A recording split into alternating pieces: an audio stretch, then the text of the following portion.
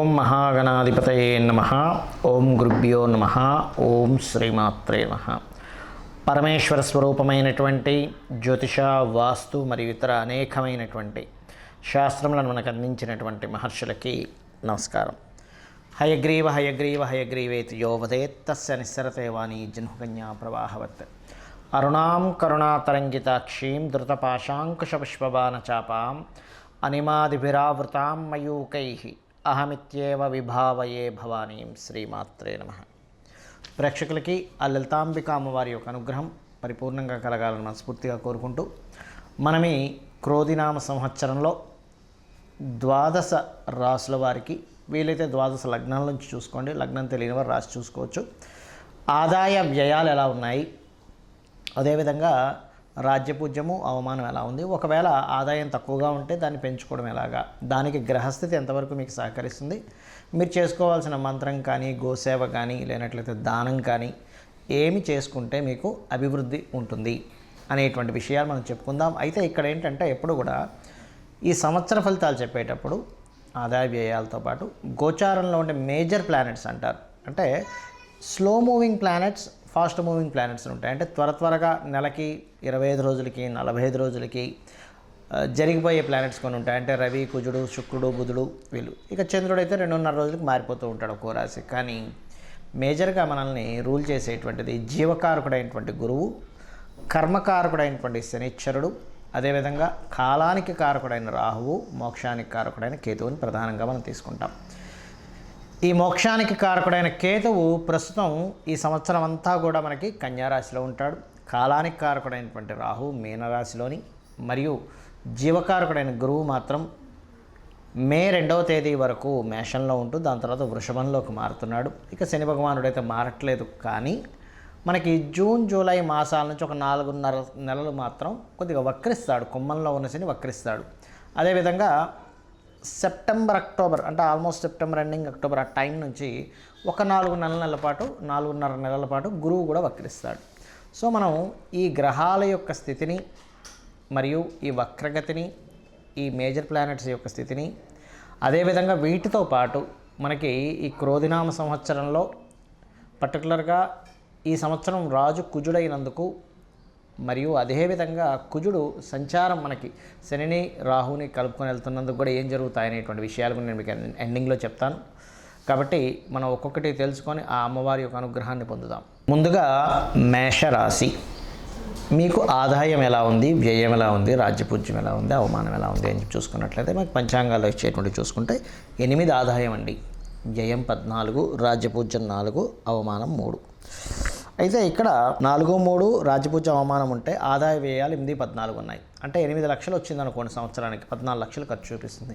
అమ్మో మరి ఇది ఇలాగేనా అండి, మనం దీనికి ఏమైనా మార్పు ఉండదా అంటే భయపడాల్సిన పని ఏమీ లేదు. ఎందుకు అంటే చెప్తాను చూడండి, లాజిక్ తెలుసుకోవాలి. మే మాసం నుంచి ధనాన్నిచ్చే కారకుడు 2లోకి వస్తున్నాడు. అంటే మేషరాశి వారికి ఎప్పుడైతే ధనాన్నిచ్చే కారకుడు 2లోకి వస్తాడో పెద్దగా భయపడాల్సిన పని లేదు. మరి ఇది వ్యయాధిపతి కదా అని మనకు సందేహం కలుగుతుంది. వ్యయాధిపతి అయినందుకు విదేశీ ధనయోగాలు, ఫారెన్ రిలేటెడ్ సంబంధించిన ఉద్యోగాలు ఎక్కువగా ట్రై చేసుకుంటే ఇంకా బాగుంటుంది. మరి దీనికి ఏమి చేయాలి, ఈ వ్యయం తగ్గాలంటే ఏం చేయాలి, ఆదాయం పెరగాలంటే ఏమి చేయాలి అంటే చాలా సింపుల్గా 2వ స్థానంలో గురువు ఉన్నాడు కాబట్టి, 2వ స్థానాధిపతి శుక్రుడయ్యాడు కావున కేతువు యొక్క దృష్టి కూడా ఉంది కాబట్టి మీరు గణపతిని, దత్తాత్రేయుడిని, అమ్మవారి యొక్క ఆరాధన మీరు ఎంత చేస్తే అంత ఆదాయం పెరుగుతుంది, గుర్తుపెట్టుకోండి. మరి వ్యయం తగ్గాలి, 12వ స్థానంలో రాహు ఉన్నాడు, మినుములు దానంగా ఇవ్వండి, ఖచ్చితంగా మీ వ్యయం తగ్గుతుంది. ఇందులో చూపించేటువంటి పంచాంగంలో చూపించేటువంటి 8, 14 సంఖ్య గురించి మీరు మైండ్లోంచి హ్యాపీగా తీసేసేయచ్చు. అదేవిధంగా రాజ్యపూజ్యం అవమానం 4, 3 అంటే మనల్ని మెచ్చుకునే వారి సంఖ్య 4 ఉంటే మనం చేసే ప్రతి పనిలోనూ ఒక తప్పు నుంచే వాళ్ళు ఉంటారు, వాళ్ళు 3 ఉన్నారు, 4, 3. మరి ఇది ఎలాగా, ఏం చేయాలి అని చెప్పి చూసుకున్నట్లయితే ఇక్కడ రాజ్యపూజ్యం పెరగాలి, అవమానం తగ్గాలి అంటే, రాజ్యపూజ్యం పెరగాలి అంటే మీరు చేయవలసింది ఏమిటంటే చాలా ఉంటాయి. ఇందులో నేను మీకు ఒకటి చెప్తున్నాను, గుర్తుపెట్టుకోండి. కాలభైరవ అష్టకం చేసుకోండి, రాజ్యపూజ్యం ఖచ్చితంగా పెరుగుతుంది.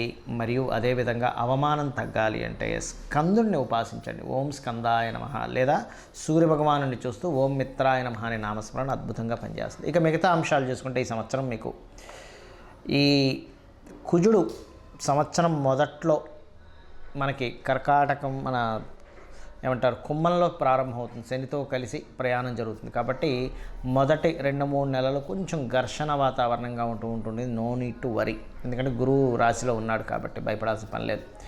కాకపోతే ఫైనాన్షియల్గా మంచి గ్రోత్ ఉంది, అందులో ఎటువంటి సందేహం లేదు. విదేశాలకు వెళ్ళాలి, విదేశీ సంబంధించినటువంటి విషయాల్లో మంచి అనుకూలత ఉంటుంది. మీరు ఏదైనా ప్రాపర్టీ తీసుకోవాలి అనుకుంటే మే లోపలే తీసుకోండి. మరియు అదేవిధంగా గమనించుకున్నట్లయితే ఈ సంవత్సరం ప్రధానంగా మీకు చూసుకున్నట్లయితే ఇక్కడ ఇన్సూరెన్సెస్ మూలంగా మంచి లాభాలు ఉంటాయి, రీసెర్చెస్ మూలంగా లాభాలు, ఇన్సూరెన్సెస్ మూలంగా లాభాలు ఉంటాయి. కాకపోతే 6వ స్థానంలో కేతువు యొక్క సంచారం సంవత్సరం మొత్తం ఉంటుంది. కావున మీరు ఎవరికైనా అప్పులు ఇవ్వడము, అప్పులు తీసుకోవడము, ఇటువంటి విషయాల్లో అగ్రిమెంట్స్ రాయడము, ఇటువంటి విషయాల్లో ఖచ్చితంగా చూస్ చేయాలి. ఎందుకంటే మేషలగ్నం ఆరు మేషరాశిలో పుట్టిన వారు మెయిన్గా వీళ్ళ కర్మంతా కూడా అప్పుల్లో ఇరుక్కునే కర్మలు ఉంటాయి, ఎవరికైనా ఇవ్వడం ద్వారా ఇవి ఇరుక్కుంటుంటారు. కాబట్టి ఈ యొక్క విషయంలో చాలా జాగ్రత్తగా ఉండండి. అయితే మొదటి 2-3 నెలలు మాత్రం కొంచెం చేసే జాబ్లో కొంత స్ట్రెస్ ఉండడం ఇట్లాంటివి జరుగుతాయి. ఎందుకంటే ఆల్రెడీ మనకి రవికుజుల యొక్క సంచారం శని మీద నుంచే వెళ్తూ ఉంది, దాని తర్వాత శని తర్వాత రాహు కూడా ఉన్నాడు. కాబట్టి ఈ యొక్క కాంబినేషన్స్ అనేటువంటివి ఉన్నాయి పర్టికులర్గా. అయితే ఇక్కడ నేను చెప్పేది ఏమిటంటే మీరు మీ యొక్క ఉద్యోగ వృత్తి సంబంధించిన విషయంలో కాస్త సుపీరియర్స్ అన్నది స్ట్రెస్ ఉన్నట్లయితే మీరు చాలా సింపుల్గా ఈ యొక్క విషయాన్ని క్లియర్ చేసుకోవచ్చు. అలాగా అంటే మీకు దగ్గరలో గోశాల కనుక ఉన్నట్లయితే గోవులకి పిడికెడు బెల్లం తినిపించండి. పిడికెడు బెల్లము, క్యారెట్లు, గోధుమ రవ్వ ఇటువంటి పదార్థాలు మీరు తినిపించినట్లయితే మిత్రత్వం పెరుగుతుంది. మరియు ఇది కేవలం మనకి ఉగాది నుంచే కాకుండా దానికంటే ముందు నుంచి కూడా కుజుడు యొక్క ప్రభావం దాని మీద ఉంది కాబట్టి, శని మీద ఉంది కాబట్టి, దశమాధిపతి మీద ఉంది కాబట్టి కాస్త ఉగాది ముందు నుంచే ఆల్మోస్ట్ ఫిబ్రవరి మాసం నుంచే దీని ప్రభావం ఉంటుంటుంది. కాబట్టి కాస్త సూర్య నమస్కారాలు చేసుకుంటూ ఓం మిత్రాయ నమః అనే నామస్మరణ కనుక చేసినట్లయితే అన్ని విధాలా బాగుంటుంది. వివాహ సంబంధించిన ప్రయత్నాలు, వివాహానికి సంబంధించిన ఏవైతే ఉంటాయో మీరు మే లోపల సెట్ చేసుకోవడం మంచిది. లేదా గురువు వక్రించినప్పుడు, మనకి గురు వక్రం శని వక్రం అని చెప్పుకున్నాం కాబట్టి సెప్టెంబర్ నుంచి మరలా ఒక 4.5 నెలల పాటు ఆ సమయంలో మీరు ప్లానింగ్ చేసుకోవచ్చు. అదేవిధంగా శని కాస్త వక్రిస్తున్నాడని చెప్పుకున్నాం, ఆ సమయంలో మాత్రం కొంచెం అది పర్టికులర్గా జూన్ జూలై మాసం నుంచి ఒక 4.5 నెలలు మాత్రం కాస్త ఉద్యోగ సంబంధించిన విషయంలో కొన్ని మార్పులు అనేవి సూచిస్తున్నాయి. కాకపోతే ఆ సమయంలో కొంత స్ట్రెస్ అది ఉంటుంది. కొంచెం ఆ టైంలో నూనె కానీ నువ్వులు కానీ దానంగా ఇచ్చినట్లయితే అన్ని విధాలా మీకు బాగుండడం జరుగుతుంది. క్రోధినామ సంవత్సరానికంటూ ఒక లక్షణం ఉంటుంది. ఈ సంవత్సరం రాజైన దాన్ని బట్టి ఒక లక్షణం ఉంటుంది. గ్రహాల యొక్క స్థితిని బట్టి కొన్ని సంఘటనలు జరుగుతాయి. అయితే ఈ క్రోధినామ సంవత్సరం ఎంటర్ అవ్వకముందే కుజుడి యొక్క ప్రభావం పెరుగుతుంది అనేటువంటి చూపిస్తుంది. కాబట్టి ఆల్మోస్ట్ 2024 ఫిబ్రవరి మాసం నుంచే కొన్ని విద్వేషపూరితమైనటువంటి గొడవలకి, రాజకీయ నాయకుల మధ్యని విపరీతమైనటువంటి గొడవలకి, మరియు రాజుల మధ్యన గొడవలకి, యుద్ధాలకి, క్రోధి అంటే క్రోధం, కోపం పెట్టుకోవడం, చిన్న మిస్అండర్స్టాండింగ్స్ చేసుకోవడం, ఇటువంటి నామ సంవత్సరం ఇది. కాబట్టి దేశాల మధ్య, ప్రాంతాల మధ్య, మతాల మధ్య అనవసరమైనటువంటి విద్వేషాలు కలిగించేటువంటి సంవత్సరంగా చూపిస్తూ ఇది కుజుడి యొక్క సంచారం. దీనివల్ల కుజుడు ఎవరికి కారకుడు అని చెప్పి తీసుకుంటే మిలిటరీకి, అందులో అంటే డిఫెన్స్ వారికి, పోలీస్ డిపార్ట్మెంట్ వారికి, రక్షణ వీటిని కల్పించేటువంటి వారికి. అంటే ఏంటి, ఈ సరిహద్దుల దగ్గర కొంత జాగ్రత్తగా ఉండాలి. అనవసరమైన గొడవలకు సంబంధించిన విషయంలో ఇక్కడ ఏదైనా గొడవలు జరుగుతాయి, అనవసరమైనటువంటి అవుతాయన్నప్పుడు కొంత జాగ్రత్తగా ఉండాలి, గుర్తుపెట్టుకోండి. కాబట్టి ఈ క్రోధినామ సంవత్సరంలో అందరూ చేసుకోవాల్సింది ఏంటి, ఇటువంటి గొడవలు మనం ఏమీ ఇబ్బంది పడకుండా ఉండాలి అంటే ముఖ్యంగా గుర్తుపెట్టుకోండి, కుజుడు రాజయ్యాడు కాబట్టి కుజగ్రహానికి శని రాహుగ్రహాల దగ్గర దీపారాధన చేయండి. చేసినట్లయితే అనవసరమైన గొడవలు బయట జరిగే ఛాన్సెస్ ఎక్కువగా ఉన్నాయి. కాబట్టి మీరు వెళ్ళి అనవసరంగా అందులో ఇరుక్కొని అందులో ఇబ్బంది పడకుండా మీరు సేఫ్గా ఉంటారు ఫస్ట్. అదేవిధంగా రాజుల మధ్య, రాజకీయాల నాయకుల మధ్య, రాజ్యాల మధ్య గొడవలు జరిగేటువంటి ఛాన్సెస్ ఇప్పుడు ఉన్నాయి. కాబట్టి వేరే వేరే దేశాల్లో ఉండేటువంటి వారు కూడా కొంచెం ఏదైనా ఇక్కడ ఏదైనా యుద్ధం సంబంధించిన రాబోతుంది అన్నప్పుడు ఆ సరుకులు ఏవైనా మనకు చూడండి, కొంచెం యుద్ధ వాతావరణం ఉన్నప్పుడు బయటికి వెళ్ళలేని పరిస్థితి వచ్చినప్పుడు కొంచెం ఇంట్లో సరుకులు మనం స్టాక్ పెట్టుకుంటాం. ఇటువంటి విషయాల్లో చాలా అలర్ట్గా ఉండాలి. మొత్తం ప్రపంచవ్యాప్తంగా ఈ కాంబినేషన్ ఏర్పడుతుంది. కావున అలాగే మరొక విషయం ఏంటంటే ఇక్కడ మీకు చాలామందికి జాతకం తెలియదు. డేట్ ఆఫ్ బర్త్ తెలియదండి, రాశి తెలియదు, ఏమీ తెలియదు, కానీ ఈ క్రోధినామ సంవత్సరం నాకు బాగుండాలంటే ఏం చేయాలి అంటే ఒకటే గుర్తుపెట్టుకోండి, చండీ పారాయణం శ్రవణం చేయండి. మీరు తర్పణమో హోమమో చేయలేకపోయినా కనీసం శ్రవణం చేయండి. ఎటువంటి ఇబ్బంది రాకుండా అమ్మవారు చూసుకుంటుంది ఈ సంవత్సరం. రెండవది, మీకు దగ్గరలో గోశాల ఉన్నట్లయితే గోవులకి చక్కగా మీరు ఏం చేస్తారంటే ఏవైతే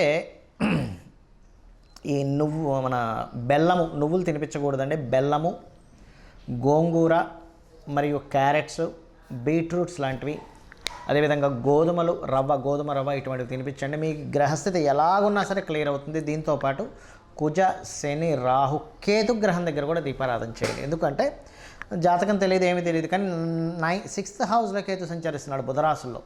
అందుకని ఏమిటి, ఈ అప్పుల విషయంలో మీరు ఇబ్బంది పడకుండా ఉండడానికి కేతు యొక్క అనుగ్రహం, గణపతి యొక్క అనుగ్రహం కలుగుతుంది. కాబట్టి గణపతి ఆలయాలకు వెళ్ళడం, అమ్మవారి ఆలయాలకు వెళ్ళడం, అందులో ముఖ్యంగా దుర్గాదేవి ఆలయాలకు వెళ్ళడం. దీంతోపాటు మీనరాశిలో రాహు యొక్క సంచారం అనేటువంటిది బాగా గుర్తుపెట్టుకోండి. దేవత సంబంధించినటువంటి పూజ పునస్కారాలు మాత్రమే కాకుండా పితృదేవతలకు ప్రధానంగా చేసుకోండి. మీరు ఎంత పితృదేవతలకు చేసుకుంటారా అంత చక్కటి ఫలితాలు మీకు వస్తాయి. మీరు ఆయురారోగ్యాలతోని, సుఖ సంతోషాలతోని, ధనపరంగా ఎటువంటి ఇబ్బంది లేకుండా ఉండగలుగుతారు, గుర్తుపెట్టుకోండి. అయితే ఇక్కడ ఎవరైనా సరే గుర్తుపెట్టుకోండి, బాగా అప్పులతో ఇబ్బంది పడుతున్నారు, ఈ సంవత్సరం ఇంకా ఎక్కువ ఇబ్బంది పడుతున్నారు అనుకునేటువంటి వారికి గణపతి ఆరాధన చేస్తూ మీరు ఓం అపర్ణాయై నమః అనే మంత్రం చేయండి. ఈ సంవత్సరం ఉన్న గ్రహస్థితి బట్టి చెప్తున్నాను. ఎవరికైనా బాగా ధనపరంగా ప్రెషర్ ఎక్కువగా ఉందండి, ఒక పక్క కట్టాలి కానీ ఆ ప్రెషర్స్ నేను తట్టుకోలేకపోతున్నాను, ఫైనాన్స్ ఇంకా పెరగాలి అనుకుంటే ఓం నవవిద్రుమ బింబశ్రీ న్యక్కారి రదనచ్చద అనే నామస్మరణ చేయండి. ఖచ్చితంగా మీకు ఫైనాన్షియల్ గ్రోత్ అనేటువంటిది పెరుగుతుంది, గొడవలు తగ్గుతాయి. మరియు దీంతోపాటు మీరు ఒకటే గుర్తుపెట్టుకోండి, మనం ఇప్పటివరకు చెప్పుకున్నటువంటి ఆదాయ వ్యయాలు ఏవైతే ఉన్నాయో, రాజపూజ అవమానం ఏదైతే ఉందో, ఇది పంచాంగంలో జనరల్గా అందరికీ తీసుకునేటువంటిది. కానీ ఇలా కాకుండా మీ యొక్క పర్సనల్ చార్ట్, అంటే మీరు ఎప్పుడు పుట్టారు, ఏ సమయము, ఏ నెల, ఏ తారీఖుని, ఏ సంవత్సరంలో, ఏ ప్రాంతంలో పుట్టారనే దాన్ని తీసుకొని మీ జాతక చక్రం వేసుకొని మీ లగ్నం ఏమిటి, మీరు పుట్టినప్పుడున్న లగ్నం ఏమిటి, మీ నక్షత్రం ఏమిటి, మీ రాశి ఏమిటి, మీకు ఏ మహాదశ నడుస్తుంది, మీరు ఏ ప్రయత్నం చేస్తే మీరు చక్కగా యోగిస్తుంది, మీకు ఏ మార్గంలో మీకు ధనయోగాలు ఉన్నాయి, ఎవరి ద్వారా మీకు సహకారం ఉంది, ఏ దిశను మీరు నివసిస్తే బాగుంటుంది, అంటే తూర్పు, ఈస్ట్, వెస్ట్, నార్త్, సౌత్లో అన్నీ మంచివే, కానీ మీకేది పనికి వస్తుంది, మీ సంతాన అభివృద్ధి ఏమిటి, మీ ఉద్యోగ, వ్యాపార, ఇన్వెస్ట్మెంట్స్ రిలేటెడ్, విదేశాలకు వెళ్ళేటువంటివన్నీ కూడా మీ జన్మజాతకంలో ఉంటాయి, గుర్తుపెట్టుకోండి. ఏ సమయంలో వివాహం చేసుకుంటే మంచిది, ఏ సమయంలో చేసుకోకూడదు, ఇలాంటివి చాలా విషయాలు ఉంటాయి. మరైతే మీకు సందేహం కలగొచ్చేమండి, మరి ఈ క్రోధినామ సంవత్సరం అని ప్రతిసారి పంచాంగం ఎందుకు చదువుతామని. ఇదంతా బయట ఉండేటువంటి వాతావరణ విశేషాలు, పంట పొలాలకు సంబంధించిన విశేషాలు, బయట ఉండే గోచార విశేషాలు. ఇప్పుడు చూడండి, మనం చెప్పుకున్నాం, కాస్త యుద్ధ వాతావరణంగా ఉంది, గొడవలుగా ఉంది, అల్లర్లుగా ఉంది, మత విద్వేషాలు, అనవసరమైన విద్వేషాలు, గొడవలు రేగేటువంటి సమయం ఇది అన్నప్పుడు మనం ఏం చేస్తాం, మన పిల్లల్ని ఎక్కడికైనా పంపించేటువంటి విషయంలో, మనం ఎక్కడికైనా వెళ్ళేటువంటి విషయంలో అలర్ట్గా ఉంటాం. ఈ అలర్ట్నెస్ని చెప్పడానికి ఈ గోచార ఫలితాలు చెప్పుకుంటుంటాం. అంతేగాని మన జన్మజాతకం పనిచేయదని కాదు, మన జన్మజాతకమే ప్రధానంగా పనిచేస్తుంది. ఇక్కడ ఒకవేళ మన దాంట్లో ఉదాహరణకి ఆదాయం తక్కువగా ఉంది, చాలా తక్కువగా ఉంది, వ్యయం చాలా ఎక్కువగా ఉంది అని అన్నప్పుడు మీ జన్మజాతకంలో ధనయోగ దశలు నడుస్తున్నాయని కూడా 1% కూడా మీరు టెన్షన్ పడాల్సిన అవసరం లేదు. జస్ట్ ఆ రెమెడీస్ చేసుకుంటే క్లియర్ అవుతుంది. సో ఈ రకంగా మీరు ఈ యొక్క ఫలితాలను చూసుకుంటూ నిత్యము అమ్మవారి యొక్క ఆరాధన చేసుకొని మీరు సుఖ సంతోషాలతో వర్ధిల్లాలని మనస్ఫూర్తిగా కోరుకుంటూ శ్రీమాత్రే నమః.